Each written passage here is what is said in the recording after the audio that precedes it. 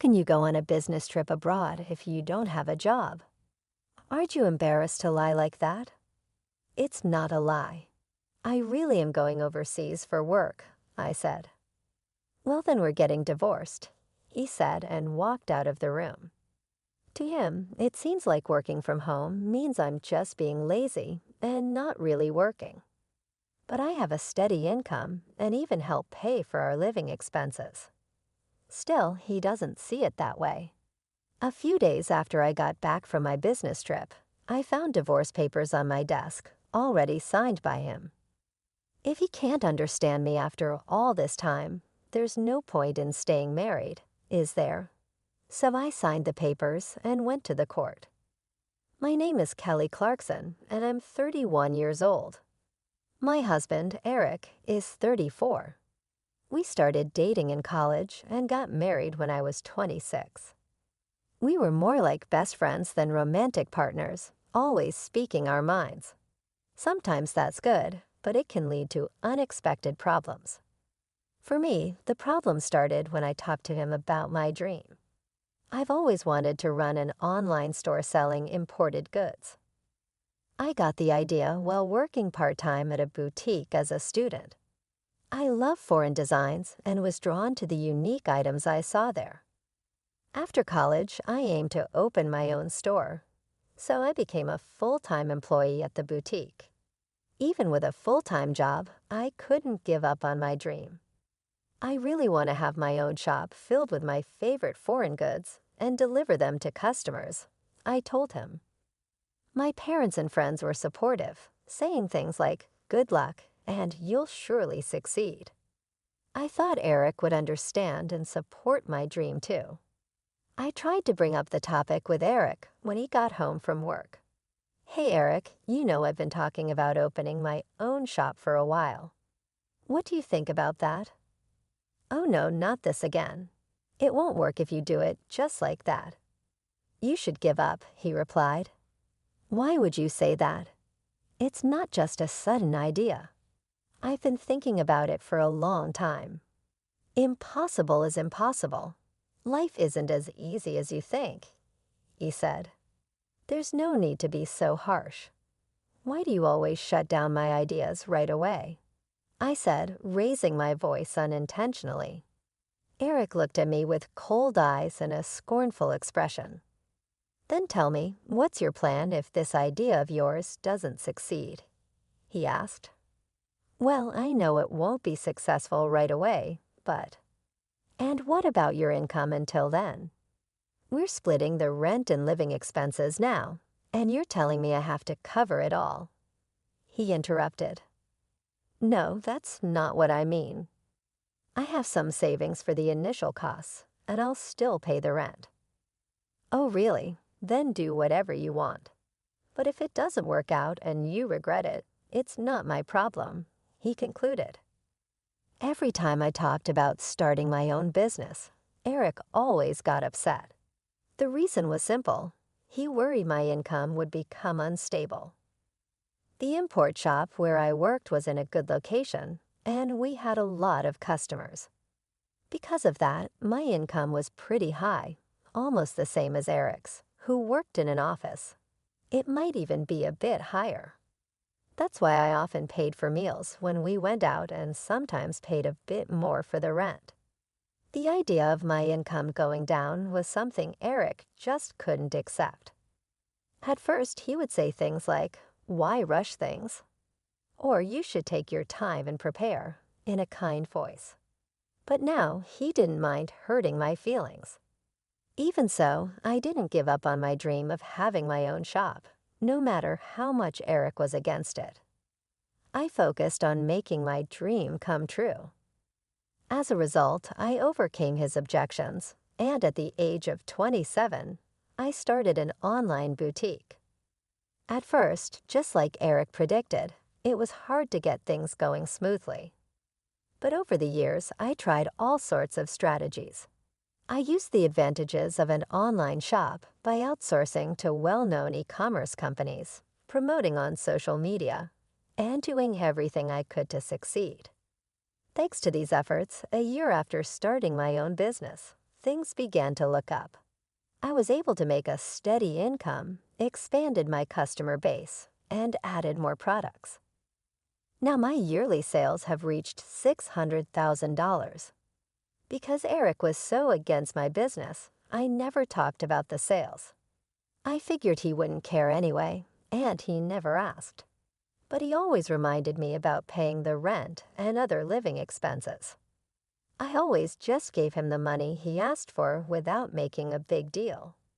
I kept our conversations about work as simple and non-controversial as possible. But then, one day, something happened. I got a message on my online shop's direct messages. "I'm a regular customer of your shop. I was wondering, in addition to the international knickknacks, could you also sell furniture?" Actually, many customers had asked me to sell furniture too. But unlike small items, selling furniture online is more complicated. Furniture is more expensive, and things like the material are important. Even though I had worked in an import shop before, there are risks in buying and selling furniture without seeing it first. So I decided to call my old boss from the import shop to talk about it. "Hello, is this the manager? I have something I want to discuss with you." As soon as the manager Rachel recognized my voice, she sounded really happy. "Kelly, it's been a while. If there's anything I can help with, just let me know." "Well, I've had some requests to sell furniture in my online shop." "Furniture?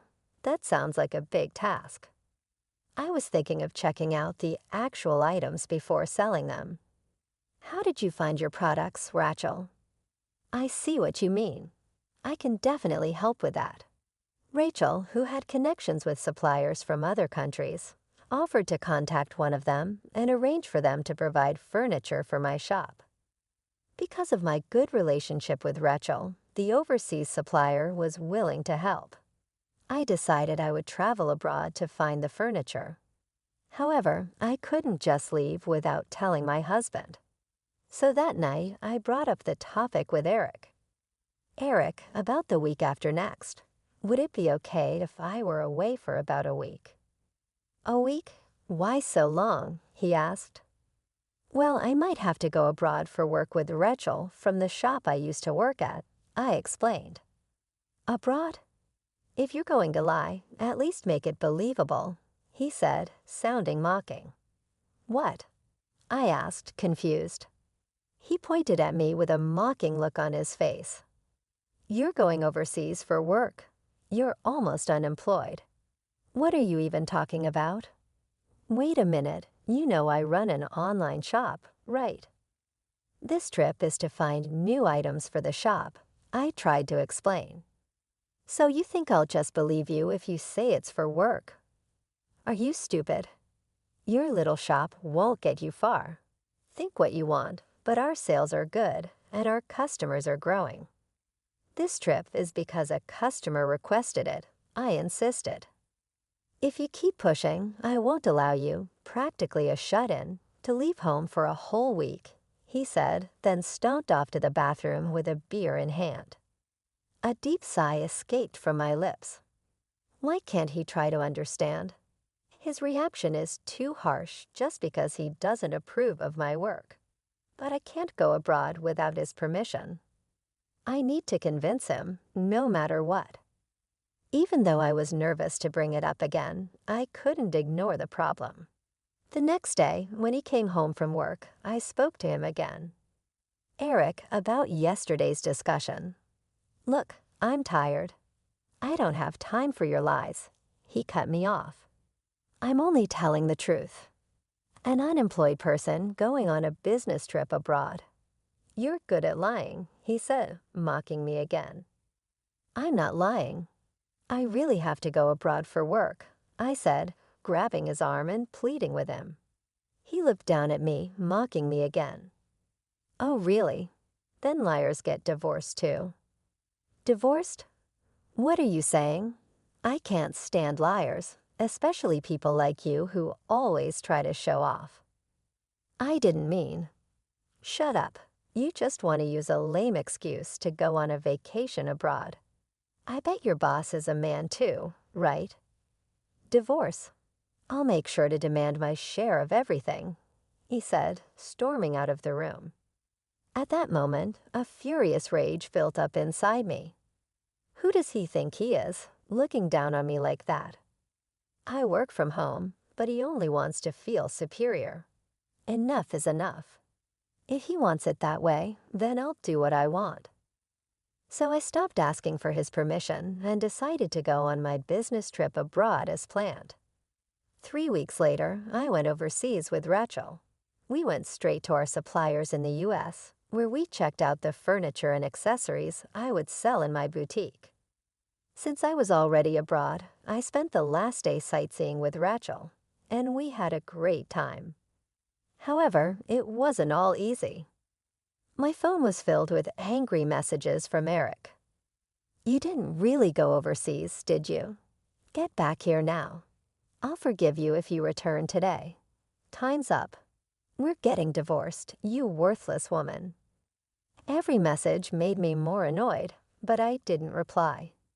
I knew that responding would only make things worse. When I get back, if he's willing to talk, we'll discuss it then.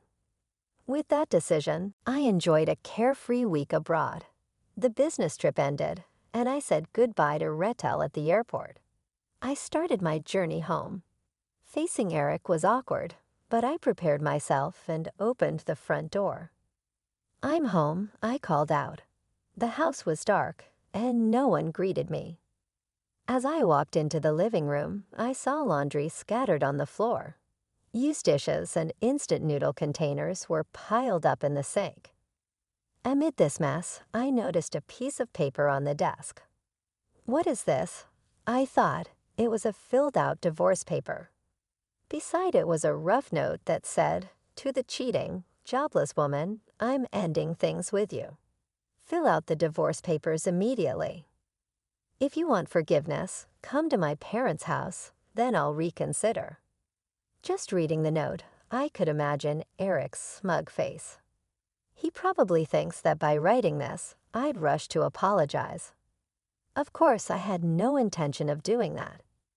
I signed the divorce papers that Eric had left for me and went straight to the state court. Everything went smoothly, and the divorce was accepted without any problems. After that, I went to a real estate agent to cancel my lease on the apartment. This apartment was where I lived when I was single. When Eric and I decided to live together, he moved in because it was spacious enough for both of us. We had talked about moving to a bigger place if we had kids, but now that wasn't going to happen. Once I finished canceling the lease, I went back to the apartment and immediately started packing my things. The next day, I arranged for my belongings to be sent to my parents' house. I also made arrangements to have Eric's things sent to his parents' house. During this time, Eric kept sending me messages full of angry demands and accusations. "Stop being stubborn and come apologize now. You have until the end of the week," and messages like that. I ignored all of them. I continued to pack and send everything from the apartment, both mine and Eric's, to our respective parents' homes. After the apartment was empty, I went back to my parents' home. A week later, my phone kept ringing nonstop. Even though I ignored it, the calls wouldn't stop. So I decided to answer the phone, planning for this to be the last time I talked to him. I pressed the answer button. "Hello." Immediately, Eric started shouting. "What the hell do you think you're doing?"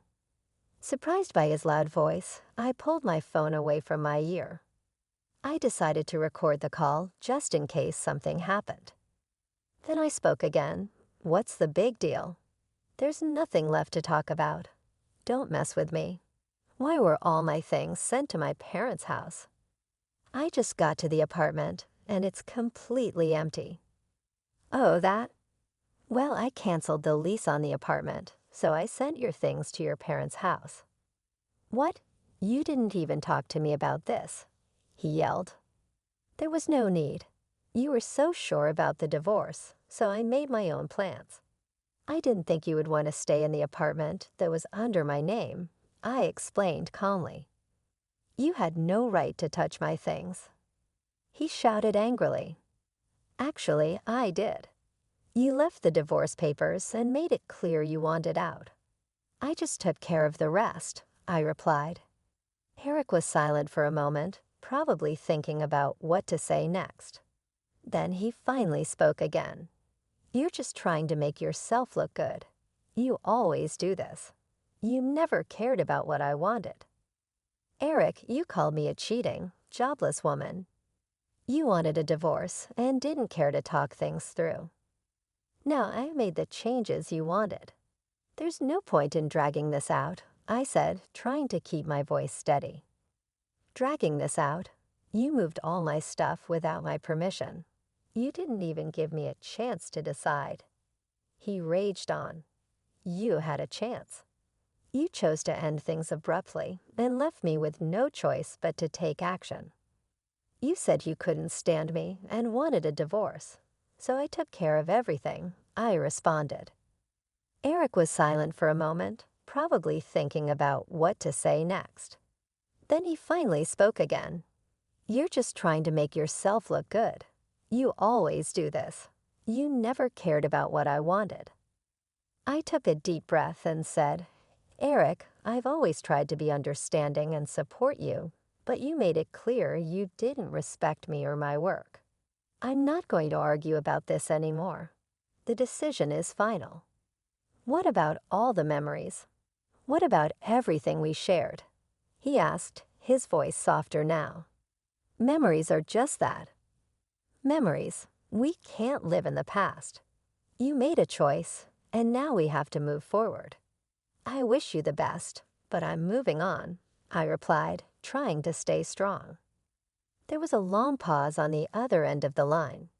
Then Eric finally said, Fine. Do whatever you want, but don't expect me to come crawling back to you. I don't. Goodbye, Eric, I said and hung up the phone. I felt a mix of relief and sadness wash over me. It wasn't easy to end things this way, but I knew it was the right decision.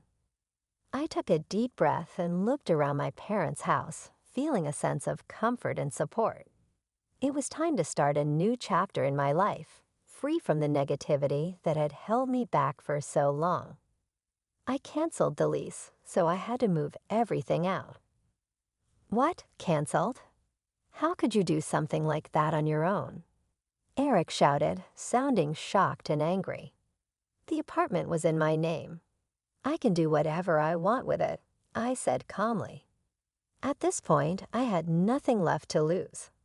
His words didn't affect me at all, and I responded in a defiant tone. Eric's irritation was evident on his face. Don't mess with me. I don't care about the lease. We were married, remember. I lived in that apartment too, and you just went ahead and canceled it without even talking to me. Married, yes. But whether you think I cheated or not, we're still married. Canceling the lease on our apartment without discussing it with your husband. What were you thinking? You think you can just do whatever you want even though you're unemployed. I'll never forgive you for this. He continued to yell, showing no regard for my feelings or my situation. His rant made it clear he didn't care about me or my perspective at all, so I decided to tell them the truth. Sorry to burst your bubble, but you're getting all worked up about not forgiving me. And we're not even married anymore, okay? I said, trying to keep my voice calm. What? What are you talking about? Eric looked confused and angry. I submitted the divorce papers you left behind, so we're strangers now. Why should I keep renting a place for a stranger? Hold on, you're joking, right? You're basically unemployed. You'd be in trouble without me, he said, trying to sound like he was still in control of the situation. Don't make me laugh. When did I ever say that? I replied, feeling a mixture of frustration and relief. Eric was caught off guard and didn't know what to say. He stammered, trying to find the right words. Taking the opportunity to release my pent-up frustration, I continued. You've looked down on me all this time. I'm not the unemployed or jobless person you think I am. I didn't cheat on you. I was traveling abroad for work to find products for my customers. If you can't believe that, fine. But just so you know, I'll never forgive you. Well, wait a minute. Your online store, it's not like sales can just go up like that, he said, still trying to argue. I've been working hard for the past 5 years. You don't know anything about what I do, and you didn't even try to understand. You kept making assumptions and treating me like I was worthless. 5 years? He asked, clearly surprised. Yes, 5 years. Just so you know, I've been making many times more money than you. You looked down on me and belittled me. I don't want a marriage like this. You can live a miserable life on your own for all I care. Eric stood there speechless. He didn't know how to respond. I could see the realization starting to dawn on him that he had been wrong about me all along. But it was too late for regrets. You've always tried to make me feel small and unimportant. I continued, feeling a weight lifting off my shoulders as I spoke. You never supported me or my dreams. All you cared about was being in control and making yourself feel superior. Wait, let's talk about this, he finally said, his voice softer now. I didn't realize how serious you were. It's too late for that, Eric.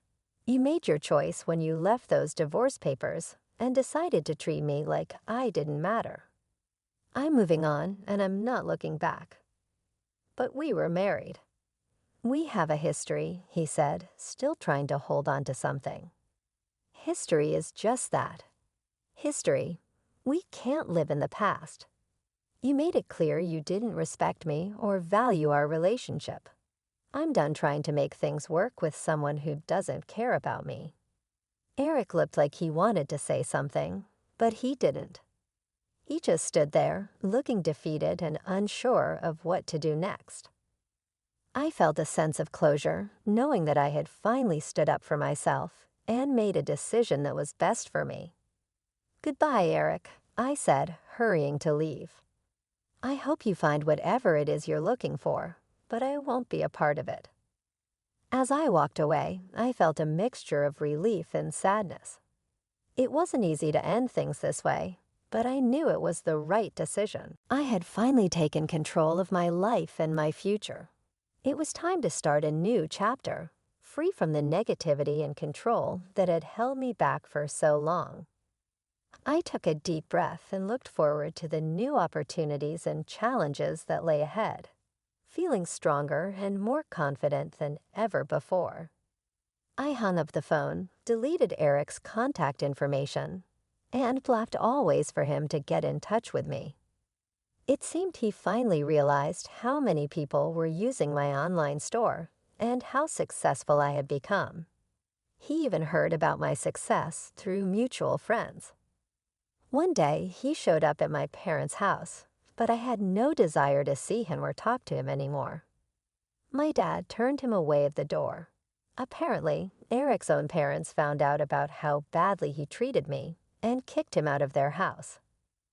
Now I heard he is renting an apartment near his job and spends his time just going back and forth between home and work alone. As for me, I decided to stay with my parents for a while. Thanks to my job, I can work from anywhere, and that is a real blessing. My parents' house is quite old and needs some fixing up, so I am planning to start renovations soon. I'm confident that my online store will continue to grow and thrive. Living at my parents' house gives me the freedom to focus on my business without worrying about anyone else. I can travel abroad whenever I need to find new products for my store. Even though I now have a divorce on my record, I don't regret choosing to follow my dreams over staying in a toxic marriage. I plan to keep working hard and repay the kindness of the people who have supported me along the way. Every day, I get to work in a peaceful environment, free from the negativity that used to surround me. I can finally concentrate on expanding my business and exploring new opportunities. My parents have been incredibly supportive, and their encouragement has been a huge help. I'm planning to use some of the money I've earned from my store to renovate their house and make it more comfortable for them. The online store is doing great. I've expanded my product range and attracted more customers, which has helped increase sales significantly. I'm excited about the future and all the possibilities that lie ahead. Without the burden of a controlling partner, I feel more empowered and ready to take on new challenges. I've also reconnected with old friends who have been supportive and encouraging. They're happy to see me doing well and pursuing my passions.